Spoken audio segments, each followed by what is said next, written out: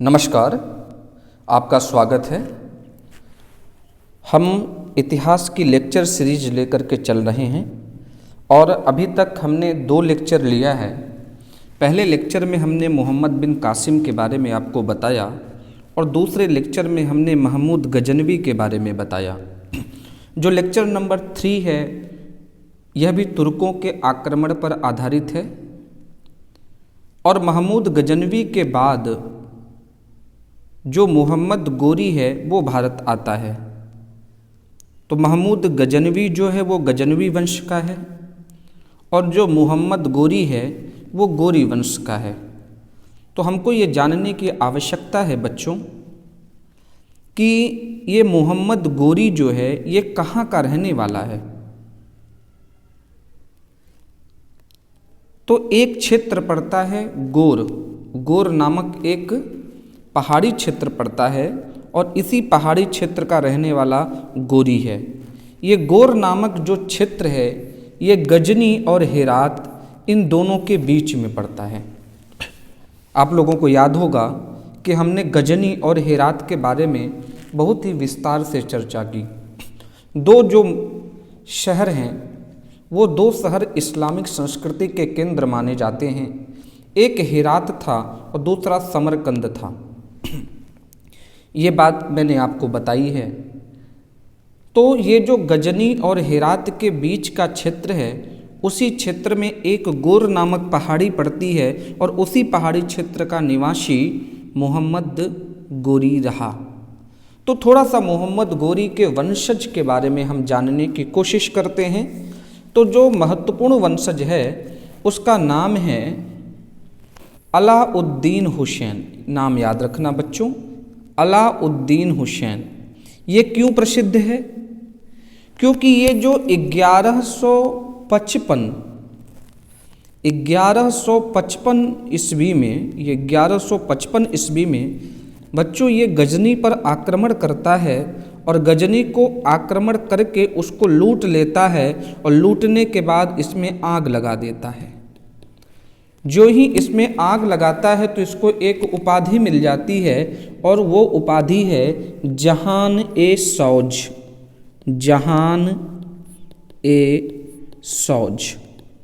इसका अर्थ ये होता है कि विश्व को जलाने वाला।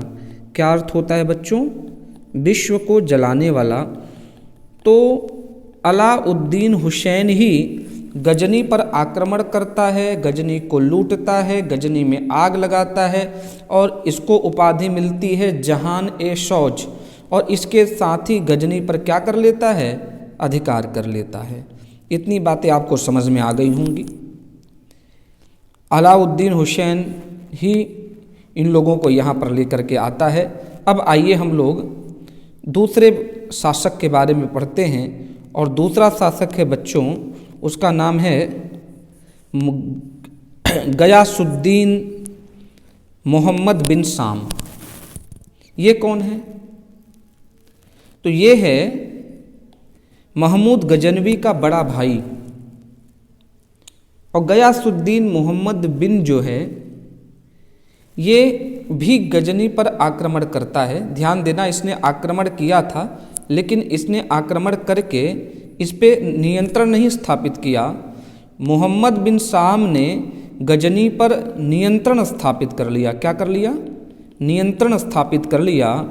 और नियंत्रण स्थापित करने के बाद यहाँ अपने छोटे भाई, इसका छोटा भाई है और उसका नाम है मुइजुद्दीन मोहम्मद बिन शाम।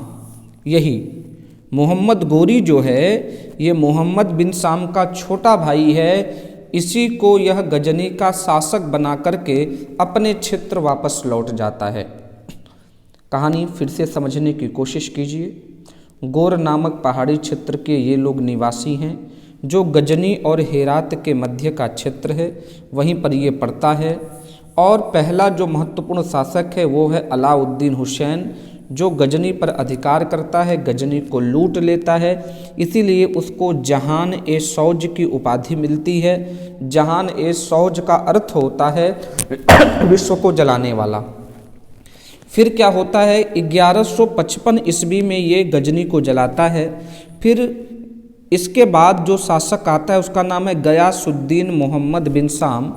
ये 1173 ईस्वी में गजनी पर नियंत्रण करता है और गजनी पर नियंत्रण करने के पश्चात अपने छोटे भाई मुइजुद्दीन मोहम्मद बिन शाम को यहाँ का क्या बना देता है, शासक बना देता है। इतनी कहानी अभी तक मैंने बताई।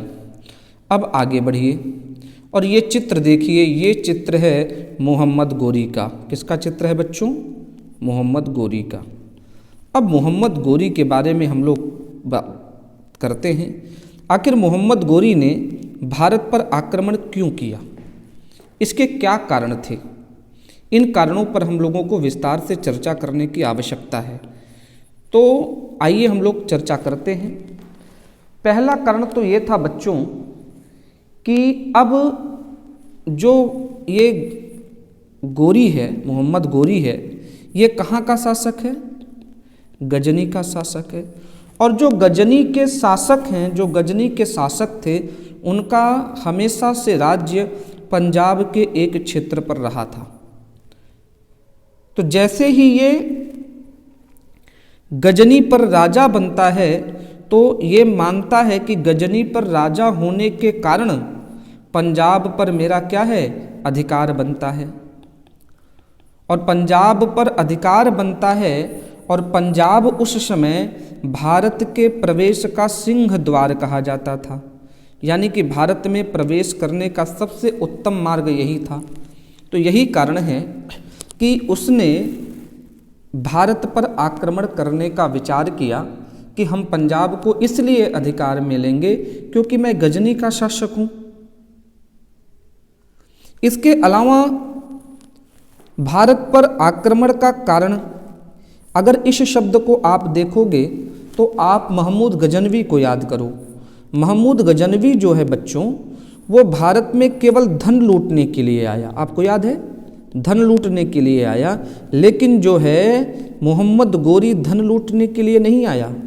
मोहम्मद जो गोरी है बच्चों, वो साम्राज्य स्थापित करने के लिए आया। क्यों आया?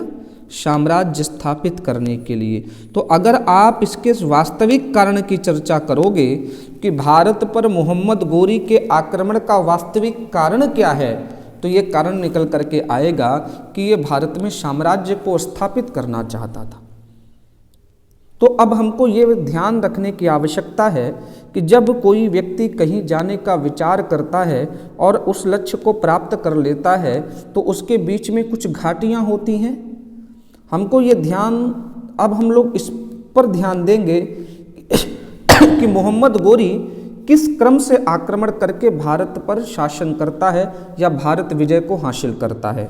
आइए हम लोग मोहम्मद गोरी के अभियान के बारे में पढ़ते हैं कि इसका अभियान का क्रम क्या है। ये रहा मोहम्मद गोरी के आक्रमण का क्रम। आपकी स्क्रीन पर स्लाइड दिख रही होगी। सारी स्लाइड मैंने हाथ से लिखी है, इसलिए क्योंकि कई बार टाइपिंग में गलतियां हो जाती हैं और आप लोगों को शुद्ध, क्या कहते हैं, एक बेटर लिखा हुआ मिले और साथ ही साथ गुणवत्तापूर्ण सामग्री मिल सके, इसलिए मैं पूरी की पूरी पीपीटी अपने हाथ से लिखा। चलिए मोहम्मद गोरी के आक्रमण के क्रम के बारे में हम लोग बात करते हैं। तो मोहम्मद गोरी ने पहला जो आक्रमण है भारत में वो मुल्तान पर किया और मुल्तान पर इसने 1175 ईस्वी पर आक्रमण किया। 1175 ईस्वी में जब ये आक्रमण करता है तो मुल्तान को क्या कर लेता है, जीत लेता है। और मुल्तान को जीतने के बाद ये आगे बढ़ता है और 1178 ईस्वी में ये पाटन पर आक्रमण करता है। पाटन कहाँ है बच्चों? गुजरात पर है। और ये इसका दूसरा ही आक्रमण था कि मोहम्मद गोरी यहाँ हार जाता है। जिससे हारता है उस राजा का नाम बहुत अधिक पूछा जाता है परीक्षाओं में। वो राजा था भीम द्वितीय। यद्यपि इसकी माँ थी बच्चों, इसकी माँ ने अद्भुत कौशल का परिचय दिया था, सारी संरचना उसी की थी। तो भीम द्वितीय उस समय राजा था और उसने किसको हरा दिया? मोहम्मद गोरी को हरा दिया। 1179 ईस्वी में मोहम्मद गोरी पेशावर पर अपना नियंत्रण स्थापित करता है और ठीक 2 वर्ष बाद यानी 1181 में ये पंजाब पर आक्रमण करता है, लाहौर पर आक्रमण करता है। और लाहौर का जो शासक है, मैंने परीक्षाओं में देखा है कि यहाँ के शासक के बारे में पूछता है तो यहाँ का शासक है खुसरो मलिक। तो जब ये खुसरो मलिक पर आक्रमण करता है तो खुसरो मलिक जो है वो लड़ाई नहीं करता, बल्कि वो कुछ भेंट दे करके अपनी रक्षा कर लेता है। फिर इसके बाद 1185 ईस्वी में मोहम्मद गोरी सियालकोट पर आक्रमण करता है, इसको जीतता है। केवल एक जगह हारा है अभी, और वो है गुजरात। ये पूरे क्रम में 2 जगह हारेगा, एक है पाटन में, एक यहाँ हारेगा, और दूसरा यहाँ तराइन के प्रथम युद्ध में हारेगा। तो 1185 में ये क्या करता है बच्चों, सियालकोट को जीतता है, और जीत करके क्या होता है, वापस चला जाता है। फिर 1 साल बाद फिर से ये वापस आता है और 1186 ईस्वी में लाहौर को फिर से जीतता है। यानी 2 बार ये आक्रमण करता है लाहौर पर। एक 1181 पर खुसरो मलिक को कुछ नहीं करता, लेकिन जब ये 1186 पर आक्रमण करता है तो ये खुसरो मलिक को क्या कर लेता है, बंदी बना लेता है। क्लियर। फिर क्या होता है, जैसे ही ये 1186 का आक्रमण करता है, इसके बाद इसने जिस प्रांत को जीता वो प्रांत जो है बड़ा महत्वपूर्ण था, और उस प्रांत का नाम है बच्चों भटिंडा। क्या नाम है उस प्रांत का? उस प्रांत का नाम है भटिंडा।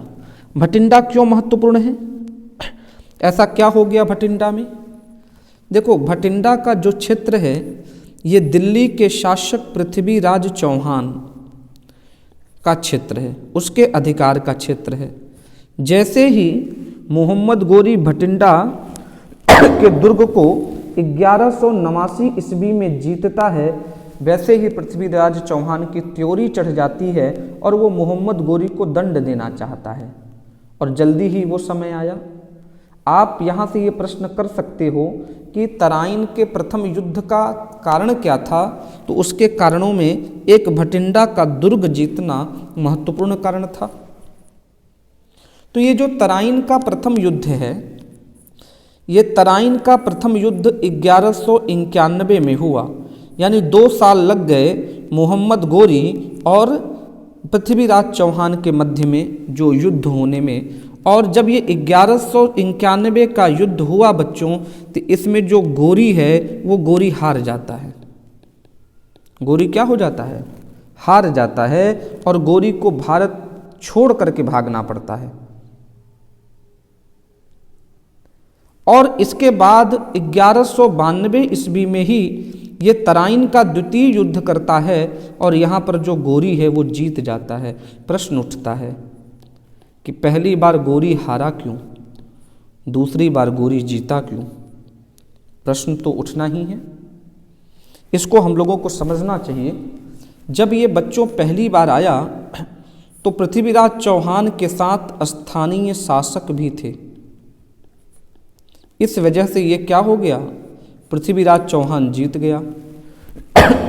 लेकिन जब ये दूसरी बार आता है तो पृथ्वीराज चौहान और राजा जयचंद, इन दोनों में दुश्मनी हो जाती है। जयचंद जो है वो कन्नौज के शासक हैं, और उनकी बेटी है संयोगिता, उसका अपहरण पृथ्वीराज चौहान कर लेते हैं। अब आप किसी की बेटी लेकर के आएँ तो वो कैसे सम्मान आपके साथ संबंध स्थापित कर सकता है?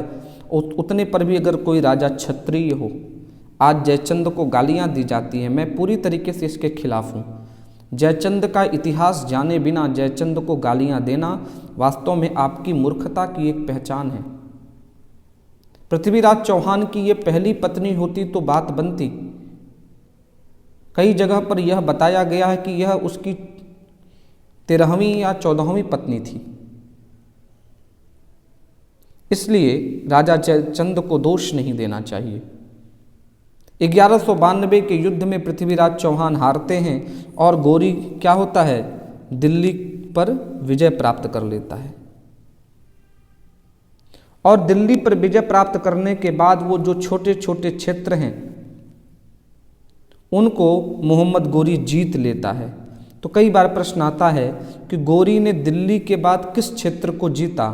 हम लोग डायरेक्ट 1194 में चंदावर के युद्ध को बोल देते हैं और हम इस चीज़ को पढ़ते ही नहीं कि दिल्ली के बाद मोहम्मद गौरी ने किसको जीता। आइए हम लोग देखते हैं। ये एक पेज मैं ले लेता हूँ। तो जब 1192 ईस्वी में ये दिल्ली को जीतता है तो दिल्ली को जीतने के बाद गौरी जो है वो हांसी, एक क्षेत्र है हांसी, दूसरा है सामना, तीसरा है मेरठ, चौथा है अलीगढ़। इन 4 राज्यों पर विजय प्राप्त करता है। इन 4 को जीतने के बाद वो कन्नौज पर अधिक लड़ाई के लिए जाता है और वहाँ के राजा जयचंद को क्या करता है, परास्त करता है। मुझे उम्मीद है कि ये चीज़ आपको समझ में आई होगी, क्योंकि ये तथ्य मिलता नहीं, इसलिए मैंने ये तथ्य आपको बताया। चलिए आइए हम लोग अपने विषय पर चलते हैं। तो अब युद्ध आ गया बच्चों चंदावर का। तो ये जो चंदावर का युद्ध है, ये चंदावर का युद्ध 1194 ईस्वी में होता है और यहाँ के जो शासक हैं राजा जयचंद, ये जयचंद भी गौरी से हार जाते हैं। और गौरी का जो अंतिम युद्ध होता है ये 1205 ईस्वी में होता है। खोखर जातियों के विरुद्ध ये अभियान होता है। और 1206 ईस्वी में जब गौरी यहाँ से वापस जा रहा था भारत से, तो उसका एक जगह है सिंध के पास, उसका नाम है दमयक। क्या नाम है? दमयक। इस दमयक नामक जगह पर क्या होता है, इसकी लड़ाई वहाँ के स्थानीय जातियों से होती है और इस लड़ाई में वो घायल हो जाता है और यहीं पर इसकी क्या हो जाती है, मृत्यु हो जाती है। तो इस तरीके से हमने मोहम्मद गौरी को पढ़ा। मुझे उम्मीद है कि आपने बहुत ही कम समय में बहुत ढेर सारी जानकारी गौरी के बारे में जान ली होंगी। अब आइए थोड़ा सा हम मोहम्मद गौरी के मूल्यांकन के बारे में पढ़ते हैं कि मोहम्मद गौरी का यदि आपको मूल्यांकन करना होगा तो आप क्या कहेंगे। देखिए, अगर हम तुलना करते हैं मोहम्मद गौरी और गजनवी में, तो आप ये कह सकते हो कि जो गौरी है ये गजनवी की अपेक्षा कम महान सेनापति है। इसलिए आप कह सकते हैं क्योंकि जो वो गजनवी है वो एक बार भी नहीं हारा, लेकिन ये कई बार हारा, 2 बार हारा। लेकिन अगर आप राजनैतिक सुधारों की बात करेंगे तो ये गजनवी से अधिक योग्य है। आ रही बातें समझ में ना। जब महमूद गजनवी आता है वो केवल धन संग्रह में लगा रहता है, लेकिन मोहम्मद गौरी जो है एक ऐसा साम्राज्य स्थापित करता है बच्चों जो शताब्दियों तक अस्तित्व में रहता है, जो शताब्दियों तक अस्तित्व में रहता है, ऐसा ये साम्राज्य स्थापित करता है। इसके अलावा आप एक चीज़ और ध्यान देना कि मोहम्मद गौरी का आगमन अगर एक तरीके से देखा जाए तो 1192 ईस्वी ही मानो, जब से इसने दिल्ली जीता, और यहाँ से लेकर के अंग्रेज़ों का जो आगमन है बच्चों, अंग्रेज़ों के आगमन तक जो शासक हुए हैं वो केवल और केवल मुसलमान हुए हैं। क्या आपने इस पर कभी विचार किया कि इसका श्रेय किसको देना चाहिए? इसका श्रेय मोहम्मद गौरी को ही देना चाहिए। इसके अलावा अगर आप इसका मूल्यांकन करना चाहते हैं तो भारत के एक बड़े ही प्रसिद्ध चिश्ती संत हैं और जिनका नाम है बच्चों मुइनुद्दीन चिश्ती। तो जो शेख मुइनुद्दीन चिश्ती हैं, शेख मुइनुद्दीन चिश्ती, ये इसी के समय भारत में आए। तो अगर डायरेक्ट समय पूछे या तो आप बताओगे कि ये 1192 में जब ये तराइन का सेकेंड युद्ध लड़ता है तब ये भारत में आए हैं और इन्होंने भारत में चिश्ती संप्रदाय की स्थापना की। ध्यान देना, इन्होंने चिश्ती संप्रदाय की स्थापना नहीं की है, इन्होंने भारत में चिश्ती संप्रदाय की स्थापना की है। तो जब हम चिश्ती संप्रदाय के बारे में पढ़ेंगे तो हम बहुत ही विस्तार से बताएंगे कि चिश्ती संप्रदाय के जनक कौन हैं। इसके अलावा अगर मोहम्मद गौरी के सिक्कों पर ध्यान दिया जाए, जो उसके सिक्के हैं, तो उसके सिक्कों पर एक तरफ, जैसे दो तरफ हो गया तो एक तरफ इसके कलमा खुदा रहता था और दूसरी तरफ इसके सिक्कों पर लक्ष्मी जी की मूर्ति होती थी।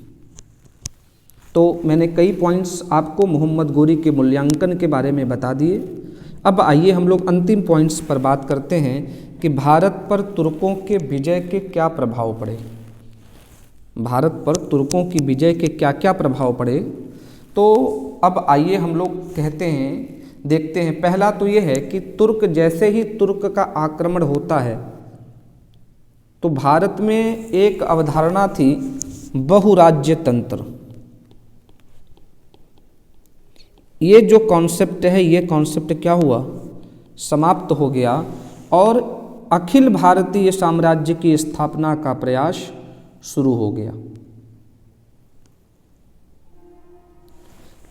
इसको एक अर्थ पर आप ये कह सकते हो कि जो सामंतवाद था, उस सामंतवाद का धीरे धीरे क्या होने लगा, पतन होने लगा और सामंतवाद की जगह पर केंद्रीकृत निरंकुश प्रणाली, केंद्रीकृत निरंकुश प्रणाली का क्या हो गया, जन्म हो गया। पहले क्या होता था, एक राजा होता था, उसकी शक्तियाँ इसके सामंतों में बटी रहती थी। सामंत अगर मजबूत हो गए तो राजा के पास हमेशा से खतरा, ये सामंत आपस में लड़ते रहते थे। लेकिन इन्होंने इसको ख़त्म कर दिया, सामंतवाद को। उन्होंने कहा कि सारी पावर सेंट्रल के पास होगी, केंद्र के पास होगी और वो निरंकुश होगी। तो ये जो कॉन्सेप्ट है, ये कॉन्सेप्ट किसके आगमन के बाद आया, ये तुर्क पढ़ना, तुर्कों के आगमन के बाद आया। इसके अलावा अगर आर्थिक दृष्टि से विचार करें तो शहरी अर्थव्यवस्था का उदय जो है, ये तुर्कों के आगमन के बाद ही हुआ। शहरी अर्थव्यवस्था का उदय अगर आप देखेंगे तो इनके आगमन के बाद ही हुआ। सौदागरों की गतिविधियां बढ़ने लगी, लोग एक दूसरे जगह जाने लगे। इसके अलावा अगर आप सैन्य सुधारों में देखेंगे तो इसमें भी बड़ा व्यापक प्रभाव पड़ा। भाई तुर्कों में तो जाति व्यवस्था नहीं है ना, जब उनके यहाँ जाति व्यवस्था नहीं है तो उनके यहाँ युद्ध कौन करेगा, हर कोई कर सकता है।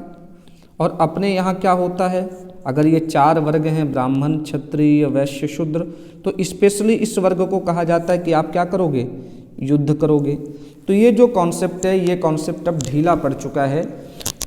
आप कह सकते हो कि ये कॉन्सेप्ट अब उतना मजबूत नहीं रहा। इसके अलावा जो प्रशासन की भाषा है, वो प्रशासन की भाषा अब क्या हो चुकी है, अब फारसी बन गई। और फारसी बहुत दिनों तक रही। फारसी को अंग्रेजी ही, माने कि अंग्रेज़ों के आगमन के पहले तक यहाँ की जो भाषा रही है वो फारसी ही रही है। और साथ ही साथ जो भारत की जाति व्यवस्था है, मुसलमानों के आगमन से इस जाति व्यवस्था को काफ़ी धक्का लगा और जो इससे प्रताड़ित लोग हैं, ये क्या बन गए, ये नए सुल्तानों के समर्थक बन गए। और कुछ लोग तो इस्लाम को भी उन्होंने एक्सेप्ट कर लिया। और अगर हम मोहम्मद हबीब के तर्कों को देखें तो मोहम्मद हबीब जो हैं वो तुर्कों के आगमन को नगरीय क्रांति की संज्ञा देते हैं। किसकी संज्ञा देते हैं, नगरीय क्रांति की संज्ञा देते हैं। तो इस तरीके से बच्चों हमने मोहम्मद गोरी के क्रम को पूरा किया और मुझे उम्मीद है कि अगर आपने केवल इस वीडियो को देख लिया तो आपको अन्य कहीं से भी कोई सामग्री जुटाने की ज़रूरत नहीं पड़ेगी। हम अगला लेक्चर जल्द ही लेकर के आएंगे।